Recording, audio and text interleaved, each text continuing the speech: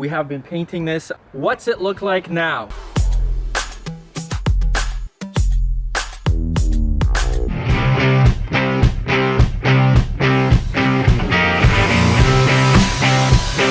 If we adjust this knob to 6, it's gonna push out a whole lot more paint.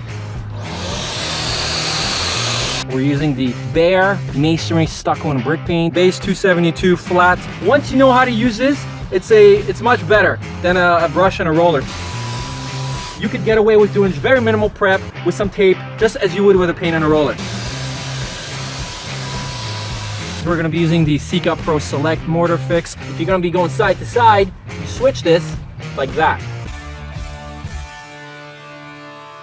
And make sure you check out our interactive flipbook where you find tools and renovation gadgets for any job you may have.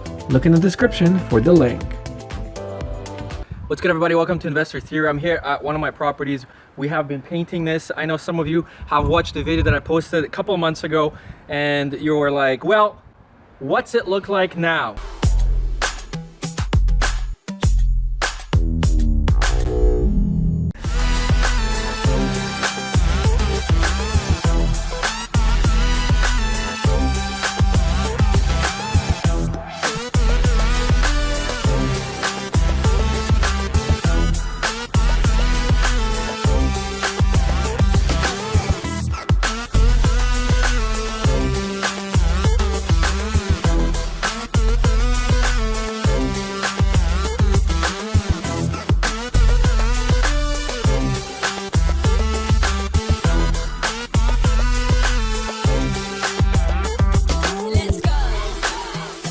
So we are just finishing this up. Unfortunately, the brush and roller method is taking way too long. To do an entire back of this is going to take you about 14 to 16 hours if you were to do it by brush and roller. About a third of the house is left to be painted at the worst possible areas, at the very top and around the shutters. We're probably going to try and take some of the shutters off like we did right there. So get yourself a paint gun like that. It was 200 bucks Canadian. Look in the description. It's a Wagner. It's not a sponsored video by any means. I was just kind of fed up by painting it by hand, even though it's good. And if you have the time to do it, that's great. And yeah, let's get into it. You have to do your warm-ups before you start painting, like that guy over there. All right, so here is our setup. We're using the BEHR Masonry Stucco and Brick Paint. It's a 20-year guarantee. This is the base 272 flat Masonry Stucco paint. Well, I mean, just look at these numbers, I suppose.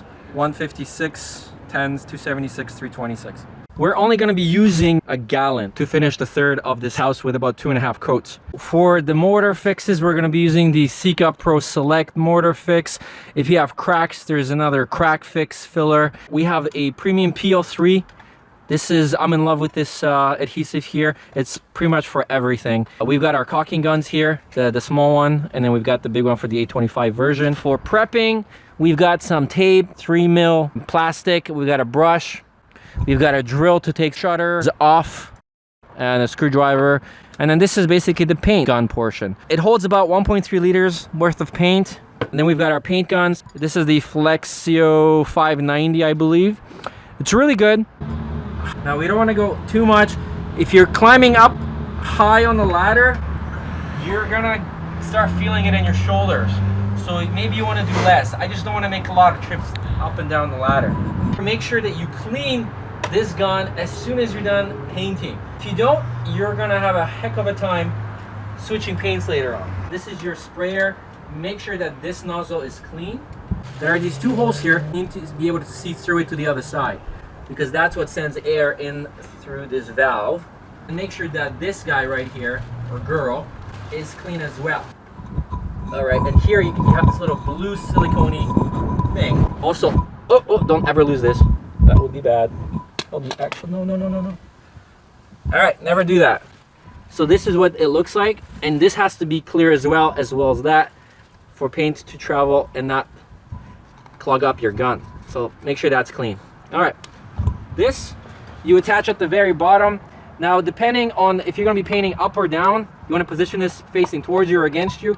You're doing this towards you if you're going to be doing a lot of this kind of a motion, because you want the paint as this feeds down to catch it. If you know you're going to be going a lot of times down, you rotate it this way, right? But we're going to do it this way because that's our preferred method. Put this in and just attach it. Don't go too tight because then you're going to have a heck of a time trying to get it off. This is where the paint flows through. Make sure that this is aligned with that hole. You place it on that, and then you take this cover and you screw it on. Okay. Finally, this is what adjusts the pattern that you're going to screw. Just make sure that these are aligned and you click it, and it's going to click. So if you know you're going to be going up and down, make sure that these horns are top to bottom. If you're going to be going side to side, you switch this like that. And now the horns are on the side. So that's how you know you're going to be spraying it this way. It looks opposite, but it's not. Trust me. This up and down, this side to side. This red lever here is your narrow or wide spray pattern. So if you have it on the thin one, it's going to come out like this. If you switch this to wide spray pattern, it's going to come out like this. Okay? So I prefer to start with this if I'm closer to shutters or you're doing cabinets or whatnot. But if you're doing a giant wall, you're not worried about overspray or you're masked off correctly, you want to go wide spray pattern. This is your paint flow, basically.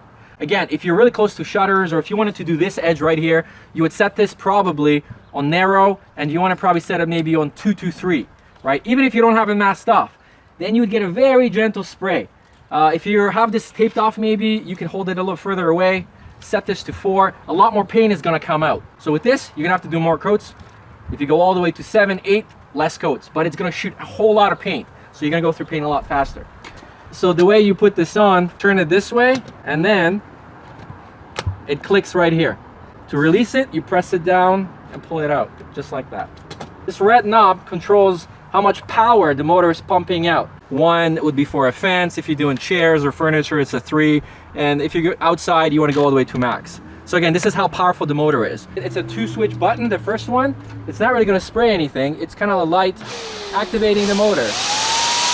Now if you pull it towards you a little harder, that's what's going to activate the spray. If it's the very first time you're using the gun or you've cleaned it, you may need to hold it for 20-30 seconds for everything to sort of go through the system and start playing. So we're going to set this on low because we're doing a test. We don't want to get a lot of overspray. So this should give us a very small, narrow line. There you go. You see that? It's not going on my hands, right? But if I were to give it a little more paint, you're gonna see it's gonna be a lot denser and thicker. You see that? So we are ready to paint. So right now we're gonna start with a narrow pattern, and we're gonna go 1.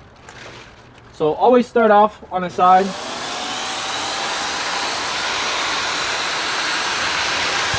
No, come on. There you go. Now, on a very low setting, it's going to take a little time for the paint to come through, as you can see, because it's not a lot of power. But this is what it looks like.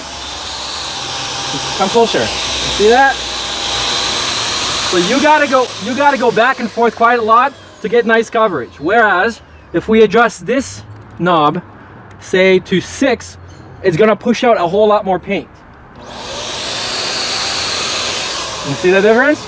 But if we change this, we should get a lot wider spray pattern.